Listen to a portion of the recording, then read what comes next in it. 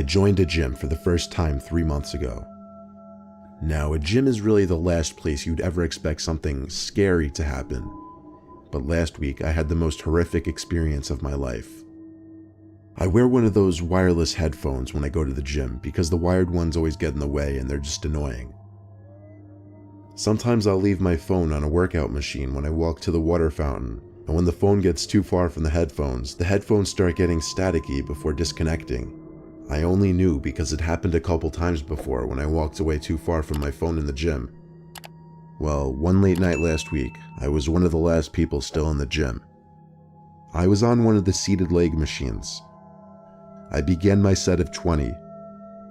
While I was pushing towards my final reps, the music in my headphones started getting staticky until my headset said, "Disconnected from phone."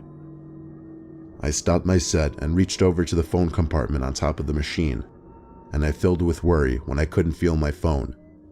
It wasn't there. I looked around the gym desperately, thinking someone might have taken it. I only saw 2 other people in the whole gym though, excluding the guy sitting at the front desk. One guy was really fat and sweaty, and the other guy was sitting on one of the machines looking down at his phone. Which one could have taken my phone, if either of them? I had to approach the guy sitting on his phone, as much as I didn't want to. He had earbuds in, so when I approached him, he looked at me with a confused look on his face, as if he didn't want me to be talking to him. He took one earbud out and looked at me, and I firmly asked him, "Did you take my phone?" He looked at me in silence for a couple seconds, then said, "No." There was obvious attitude. I asked him if he saw anyone else walking by recently, and he just shook his head no. For some dumb reason, I said thanks and walked away, when I deep down wanted to tell him to quit being a dick. I went to the front desk and asked the worker to check the video cameras and see once and for all who actually took my phone. As the guy working the front clicked around on his computer, the rude guy who I spoke to walked past me and out the exit. The worker then turned the computer screen so that I could see it, and clicked play on a video, which showed the guy who left 15 seconds ago taking my phone. I thanked the employee and ran to catch the guy who just left, but by the time I got outside, the guy was nowhere to be found. The scary thing that sunk in right away was the fact that I recently disabled my passcode lock to my phone, meaning he had access to all of my apps, all of my texts, pictures, emails, all of my data basically. I went back inside and asked the employee to track that man's membership info, but when he checked the cameras, the guy didn't even check in. He simply walked past the counter unnoticed. So there were no records of this guy even being a member of the gym. The footage showed that he suspiciously walked around between machines, looking around a lot like a nervous person. I asked the employee to report that to the police. He said he'd show it to his boss tomorrow. The next day, I called my best friend Tom so I could tell him why I wouldn't be answering texts for a while, and to also see if he could tell all my other friends what happened. He started freaking out on the phone, begging me to tell him I was kidding about losing my phone. He told me someone had been sending him texts and came to his house. I didn't understand, so he said he'd be over to show me. 10 minutes later, Tom got to my house and showed me a long conversation between him and someone using my phone pretending to be me. It started out with the person on my phone saying, "Hey, can I stay at your place tonight? I got in a huge fight with my parents." Tom said, "Yeah, let me know when you come over." Then the guy who was using my phone said, "Can you just leave your back door open? I'm going to be over super late and I don't want to wake you." The conversation went on a little while longer before Tom finally agreed to just leave his back door unlocked. Tom went back to sleep under the impression that it was actually me who would be coming through that back door. When we finished reading the conversation, Tom looked up at me and said, "The cameras." We rushed to his house together and watched the footage captured on the cameras throughout his house. I was disturbed, but also not surprised, to see that man from the gym who took my phone walking in through the back door of Tom's house. He scavenges the place, grabbing expensive household objects and throwing them in his pockets.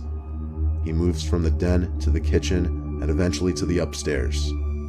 I saw the fear in Tom's face when he watched the man on the camera in the upstairs hallway open his bedroom door, step in for about 20 seconds, and come back out, leaving the door open. The man was in the house for about 10 minutes before sneaking back out the back door. It looked like he took a lot of valuables. Tom and I sent the video footage to the police, and when I went back to the gym, the manager told me she'd be sending their footage as well. 3 months later, not a word from the police, so whoever stole my phone and snuck into Tom's house got away with it scot-free. I used to work nights at a 24-hour fitness in New Jersey. I had a love-hate relationship with these shifts. I loved it because very few people would come in during the deep night hours, meaning less people checking in and less weights I had to re-rack. I hated it because it meant I had to spend the graveyard hours sitting at a desk doing nothing while everybody else was asleep. Still, maybe you would think many strange things would happen during these hours. Or maybe you wouldn't. It's a gym, what could happen? Actually, only one strange incident ever happened while I was there.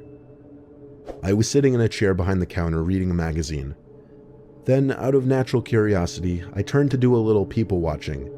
Well, I guess you would call it person watching, because there was only one guy in the gym. He wasn't doing anything though. He was kind of just pacing slowly down the gym, looking around. There's a cutoff between two different sections of the gym, the front and the back. He made a left turn past the wall that separated the two sections, and then he disappeared from my view. So it was back to reading for me. 10 minutes passed and I forgot the guy was even there. Then suddenly everything went dark and silent. Like literally, the power in the gym just shut out. All the lights turned off and all the music went dead. It was so dark I couldn't see 2 feet in front of me. Thank God our phones have flashlights these days, otherwise I wouldn't have known what to do. I turned it on and tried to think of what I should do next. I knew some kind of power box was in one of the storage rooms connected to the back section of the gym. I also knew that's exactly where the one guy working out happened to be. On my way there, phone/flashlight in hand, I called out for the patron over and over. Now I was in the back section, still calling for him. Why on earth would he not answer me? There was something so eerie about being in a silent, pitch-black gym and seeing all the workout equipment only through a flashlight. I found the power box in the back storage area, or I guess what I thought was the power box. I tried flicking on and off every possible combination of switches, but the power did not come back on. Since I couldn't figure it out, I guessed it was on me to close up shop and wait for Kathy, the owner, to come fix it tomorrow morning. But first I had to find that guy. I did a thorough scan of the whole back section. Behind all the equipment and all the janitorial closets, nothing. The only other place I could check back there was the women's bathroom. I opened the door and called for him once more. My voice echoed into the seemingly empty bathroom. Still, I had to double check to confirm. I made sure to point the flashlight in every possible direction so I could see every inch of the bathroom. The only place to check now were the stalls. Before I could open either of them though, I started to hear noises. Breathing noises. Like sickly, deranged breathing noises. I had my hand on the door, ready to push it open, but I couldn't bring myself to do it. I said, "Are you in there?" No answer. I got on my knees and looked under the stall door with my flashlight. There were 2 legs standing right behind the stall door, practically inches from my face. He was literally standing on the other side of the stall door. I quickly got up and left the bathroom, heart racing. I ran to the front desk and tried to figure out what to do. I tried calling the owner, aka my boss, but obviously she was asleep by this time. I left 2 different voicemails on her phone. The only other thing I could think to do was call the cops, and so I did. I didn't know what else to say other than there was a suspicious man in our gym and I was 90% sure he somehow cut the power. I hung up the phone and felt alone and horrified in the darkness and silence. Suddenly, a metallic hit sound came from across the dark gym, like one of the machine's weights being dropped.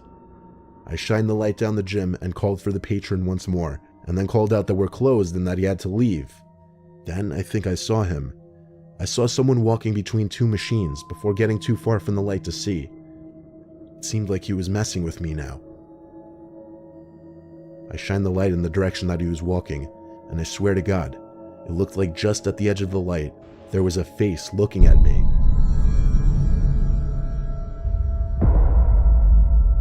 The blue and red lights from the cop car outside lit up the front section of the gym briefly. A cop knocked on the now dysfunctional front door, and I physically opened it to let him in.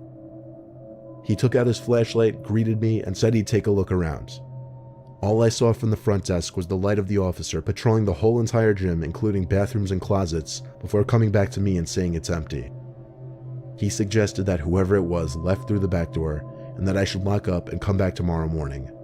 And that's exactly what I did. By the time I got back the next morning to check on things, Kathy was already there. Apparently it was just a simple power outage the night previous. Kathy and I checked the camera footage together in those brief moments before the power went out. We checked for the guy I described, but he wasn't there. There was no footage of him entering the gym, there was no footage of him working out, or even just walking around the gym. Kathy looked at me like I was a loon, but I was too frozen with shock and confusion to care. I swore up and down to her that someone was there that night. To this day, I don't know if she believed me. I don't even know what to think of that night, but I know I saw someone there that night, regardless of what the cameras might have shown.